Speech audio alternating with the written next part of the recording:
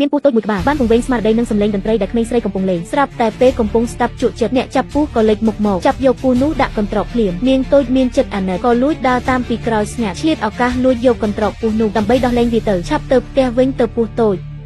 កុំឲ្យគេចាប់បានទៀតឲ្យសោះណាតែនាងមិនដឹងខ្លួនទេថាពស់នោះមិនមែនជាសត្វធម្មតាឡើយការពិតគេគឺជារាជបុត្រនាគដែលត្រូវស្នងរាជ12ឆ្នាំកន្លងផុតទៅយ៉ាងលឿនក្មេងស្រីកាលពីមុនបានធំពេញវ័យខ្លាចជានារីដ៏ស្រស់ស្អាតតែតាមច្បាប់ភូមិរបស់នាងពេលនាងពេញវ័យត្រូវបោះចូលក្នុងសមុទ្រដើម្បីបូជាព្រះនាងម្ដាយអាណិតកូនណាស់ខំប្រឹងខាត់គេដែរតែគិតមិនដល់ថាត្រូវប្តីរបស់ខ្លួនទះមួយកំភ្លៀងទៅវិញពេលដែលគេចាប់នាងទម្លាក់ចូលទៅក្នុងទឹកសមុទ្រពស់តូចដែលនាងធ្លាប់ជួយកាលពីមុនបានខ្លាចជានាគរីមកស្រាយចំណងជួយសង្គ្រោះនាងអ្នកដែលបានឃើញនាគរីពេលនេះសូមជួយចុចបេះដូងម្នាក់មួយផងដើម្បីទទួលបានលាភសំណាងរកស៊ីមានបាននាងបើកភ្នែកឡើងទាំងភ័យស្រាប់តែឃើញបរិសសង្ហានៅចំពោះមុខនាគរីគ្រាន់តែឃើញភ្លាមក៏ចាំបានថាជានាងគេសប្បាយចិត្តណាស់ក៏ចូលទៅថាបនាងតែម្ដងគេមិនបានដឹងថាទង្វើនេះត្រូវបានសេនាអណ្ដើកតាមមកឃើញនោះទេសេនាលួចត្រេកអរព្រោះនាគរីតាំងពីដើមមកមិនដែលចិត្តស្រីណាទេបើគាត់ពេញចិត្តនរណាហើយម្នាក់នោះច្បាស់ជាអនាគតមហេសីមិនខាន2ម៉ោងក្រោយមកនាគរីក៏ទទួលបានបញ្ជាពីមាតាឲ្យត្រឡប់ទៅវិញជាបន្ទាន់គេក៏ប្រាប់នាងយ៉ាងទន់ភ្លន់ថាចាំបងទៅដោះស្រាយការងារចប់បងនឹងមកវិញភ្លាមមកដណ្ដឹងអូនធ្វើជាប្រពន្ធពេញមុខនិយាយចប់គេក៏ខ្លាចជានាគហោះទៅបាត់ទៅឯនាងក៏ត្រូវបានធ្វើពលទៅបញ្ជូនមកផ្ទះវិញម្ដាយឃើញកូននៅរស់ក៏ស្ទុះមកអបទាំងក្តីរំភើបតែមិនទាន់បានប្រមាណឪពុកកំណាចត្រឡប់មកឃើញបែបនេះក៏ខឹងឆេះតែម្ដងហ៊ានលួចរត់មកពីសមុទ្រវិញផង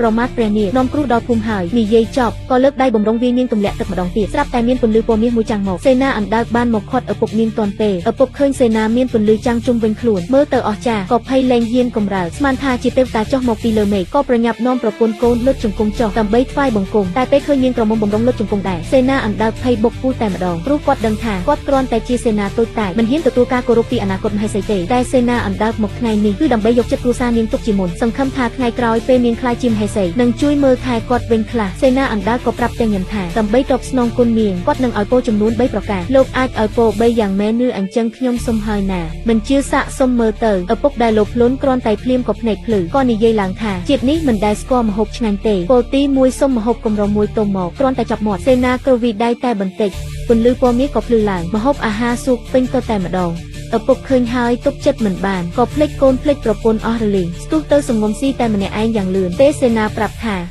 អាចសុំពរទី2បានទៀតឪពុកលោភលន់នេះក៏លើកជង្គង់សុំម្ដងទៀតលើកនេះគាត់សុំមាសប្រាក់កែបកងឲ្យច្រើនរាប់មិនអស់ឲ្យមានចាយមួយជីវិតសេនាអណ្ដើកក៏គ្រវីដែរម្ដងទៀតតាមសំណុំពរមួយរំពេចមាសប្រាក់ជាច្រើនក៏ដូចភ្នំក៏លេចចេញមកឪពុកឃើញទ្រព្យច្រើនបែបនេះសប្បាយចិត្តណាស់សាច់ដូចមនុស្សឈួតប្រពន្ធកូនស្មានថាប៉ុណ្ណឹងគាត់ស្កប់ស្កល់ហើយតែគិតមិនដល់ថាមនុស្សចិត្តមិនចេះឆ្អែតតែជាហ៊ានសុំពរទី3ទៀតអរគុណលោកម្ចាស់ពរទី3ខ្ញុំចង់ធ្វើជាស្ដេចផែនដីសេនាអណ្ដើកដឹងច្បាស់ថានៅឋានកណ្ដាលអាចប្រើសិលបានតែ3ដងទេតែដើម្បីកុំឲ្យអនាគតមហេសីទាស់ចិត្តសេនាអណ្ដើកសុខចិត្តបញ្ចេញធម៌ពលចុងក្រោយរបស់ខ្លួនឲ្យឪពុកនាងសំបំណងមួយប៉ព្រិចភ្នែកឪពុកក៏បានស្លៀកឈុតស្ដេចខ្លាចជាស្ដេចមែនទែនយេ